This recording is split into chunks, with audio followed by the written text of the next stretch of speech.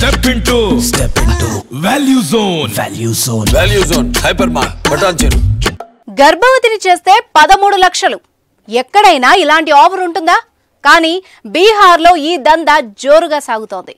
ఇంకో మాటలో చెప్పాలి అంటే ఇది దందా కాదు, పచ్చి మోసం. కుర్రాళ్లను దోచుకోవడానికి ఓ సైబర్ ముఠా పెద్ద స్కెచ్ వేసింది.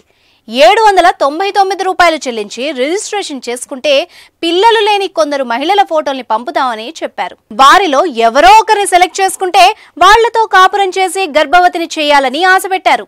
దీంతో బీహార్లోని యువత ఈ స్కామర్ల చేతికి చిక్కారు. లక్షలాది మంది రిజిస్ట్రేషన్ చేసుకున్నారు. ఈ స్కామ్ కు ఆల్ ఇండియా ప్రెగ్నెంట్ జాబ్ అని కూడా పేరు పెట్టారు. అంతేకాదు ఇది బేబీ బర్త్ సర్వీస్ అంటూ సోషల్ మీడియాలోనే వివిధ ప్లాట్ఫామ్లలో ప్రచారం చేశారు. ఎవరైతే ఇంట్లో తమ పార్ట్నర్తో గర్భం దాల్చలేకపోతున్నారో ఆ మహిళలంతా తమ కస్టమర్లని చెప్పారు. ఆ మహిళలతోనే యువకులు కాపురం చేయాలని, అలా గర్భవతిని చేస్తే ఏకంగా 13 లక్షల రూపాయల ప్రైజ్ మనీ ఇస్తామని ప్రచారం కూడా చేశారు. దీంతో యూత్ ఈ ముఠా ఇచ్చిన లింకుకు బోలెడని డబ్బులు చెల్లించారు. ఇక్కడ మరో ట్విస్ట్ ఏంటి అంటే ముందు రిజిస్ట్రేషన్ ఫీజు కింద 799 రూపాయలు చెల్లించి ఆ అమ్మాయిని సెలెక్ట్ చేసుకుంటే ఆ అమ్మాయితో కలవడానికి మరింత డబ్బులు చెల్లించాలని చెప్పారు. అలా ఒక్కో వ్యక్తి నుంచి 5,000 నుంచి 20,000 వరకు వసూలు చేశారు. బీహార్లో కొంతకాలం నుంచి వేలాది మంది యువకులు ఈ స్కామ్లో డబ్బులు చెల్లించారు. దురాశతో వేలకు వేలు పోగొట్టుకుంటున్నారు. బీహార్లోని నవడా సిటీ నుంచి ఈ స్కామ్ జరిగింది.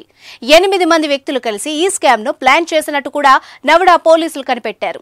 గర్భవతిని చెయ్యండి, డబ్బులు సంపాదించండి అంటూ ఆఫర్ పెట్టడంతో ఎగబడ్డ కుర్రాళ్లు డబ్బులు పోగొట్టుకున్నాక పోలీసులకు ఫిర్యాదు చేయడంతో ఈ స్కామ్ వెలుగులోకి వచ్చిందని చెబుతున్నారు. ఎక్కువగా ఫేస్బుక్, వాట్సాప్ల ద్వారా నేరగాళ్లు ఈ స్కామ్ను ప్రచారం చేశారని తేల్చారు. నిందితుల్ని పట్టుకోవడానికి బీహార్ పోలీసులు ప్రత్యేక సిట్ను నియమించింది. అనేక చోట్ల దాడులు చేసిన సిట్ మున్నా కుమార్ అనే వ్యక్తి ఈ స్కామ్ కు మాస్టర్ మైండ్ అని తేల్చింది. ప్రధాన నిందితుడు మున్నా కుమార్ పరారీలో ఉన్నాడని డీఎస్పీ కళ్యాణ్ ఆనంద్ చెప్తున్నారు. మిగతా నిందితుల్ని పోలీసులు అదుపులోకి తీసుకున్నారు. వాళ్ళ దగ్గర నుంచి 9 స్మార్ట్ ఫోన్లు, ఒక ప్రింటర్ను స్వాధీనం చేసుకున్నారు. అంతేకాదు ఈ కేసులో దొరికిన నిందితులంతా గతంలో అనేక సైబర్ క్రైమ్ మోసాలకు పాల్పడ్డారని తేల్చారు.